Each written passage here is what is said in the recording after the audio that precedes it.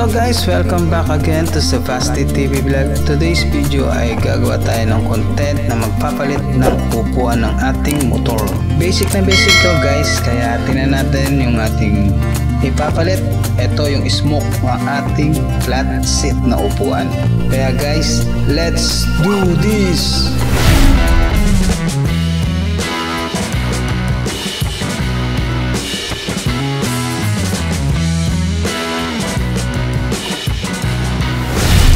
So guys, bago natin matanggal itong upuan ng ating motor, may lock ito guys dito sa loob. Yan.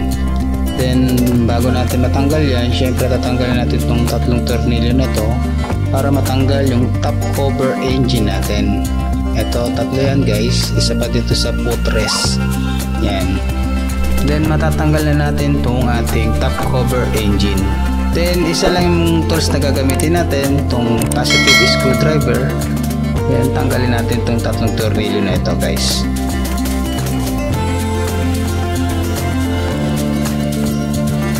Then after natin matanggal yung tatlong tornilyo, tanggalin na natin itong ating top cover engine. Then ito guys, lilinisin na rin natin ito, pupunasan para matanggal-tanggal yung dumi. Then ito na nga guys, yung lock ng ating upuan. Maliit na tubo lang siya, hugutin lang natin yan. Ito guys, tanggalin na natin yung ating lock ng ating upuan. Yan, hugutin lang yan. Madali lang to guys, kaya napaka basic na basic lang tong pagpapalit ng ating upuan. Yan na, yung pinakalock niya. Then yun, tanggal na nga yung upuan ng ating motor. Then magpapalit na tayo ng ating bagong upuan na smoke na flat seat. Then papalitan din natin ng seat rubber damper kasi sira na rin guys. Ito na nga guys yung smoke na ating Meta, yung made in Thailand. Then dry carbon na yung tela niya. Then yung stitch niya ay kulay yellow. Ito yung bagong labas ng smoke. Yan, medyo maangas pa rin tingnan guys, kaya ito yung napili natin. Then guys, may ginawa kong video about review dito sa smoke flat seat. Then lagay ko na lang yung link ng aking video about dito doon sa aking description sa may baba. Panoorin nyo na lang yan guys. Tip ko lang sa inyo, kung gusto nyo itong smoke na to, quality naman. Then ito guys, wala siyang rubber damper na kasama. And bumili na rin ako guys, kasi nga medyo sira na rin yung rubber damper natin sa dating upuan. Kaya gusto ko bago na rin lahat. Ito nga guys, yung ating lumang rubber damper, medyo sira, kaya gusto ko palitan na lang din natin. Then ito na guys, install na natin yung ating seat rubber damper.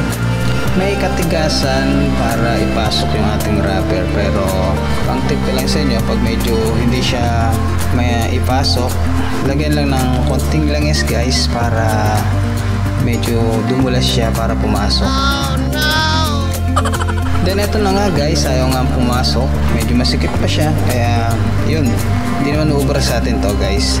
Kaya gagamitin natin ng technique na lagyan ng langis. Ayan, medyo konti lang guys para at least tumulas lang siya para makapasok lang yung ating rubber.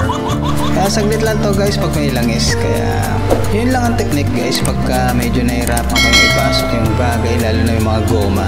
Langis lang ang katapat niyan at sure na papasok yan guys. Then ito na nga guys, install na natin yung ating upuan na flat seat. Dito natin lalagay yung pinakalock ng ating upuan guys. Yan, itatapat mo lang siya dun sa pinaka butas din ng ating upuan. Then saka natin ipapasok tong ating pinakalock ng ating upuan.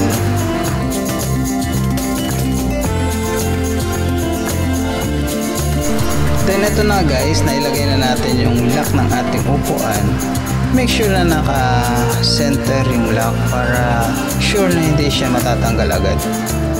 Then ito na nga guys, check natin kung magla-lock or swak na swak yung ating bagong upuan sa ating motor. Then yun nga guys, nagla-lock naman siya, nakalock na siya.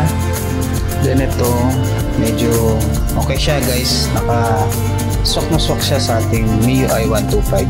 Kaya dagdag forma guys itong ating upuan na smoke na flat seat. Then try din natin kung mag-unlock ba yung ating upuan, kung mabubuksan guys. Yun, nagbukas naman, kaya ibig sabihin good na good yung ating upuan na bago. Yan guys, satisfied naman ako sa ating bagong upuan. Sulit naman yung binayad ko dito, kaya yung quality, appearance, good na good sa akin guys, kaya 100% perfect. Then ito, mailagay naman po ng ating mga tools na in case na masiraan, may tools tayong gagamitin.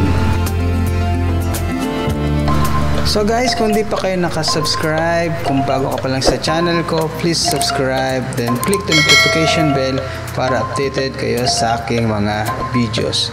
Then like, then comment guys, huwag niyong kalimutan. Okay guys, thank you for watching. God bless. Thank you. Peace.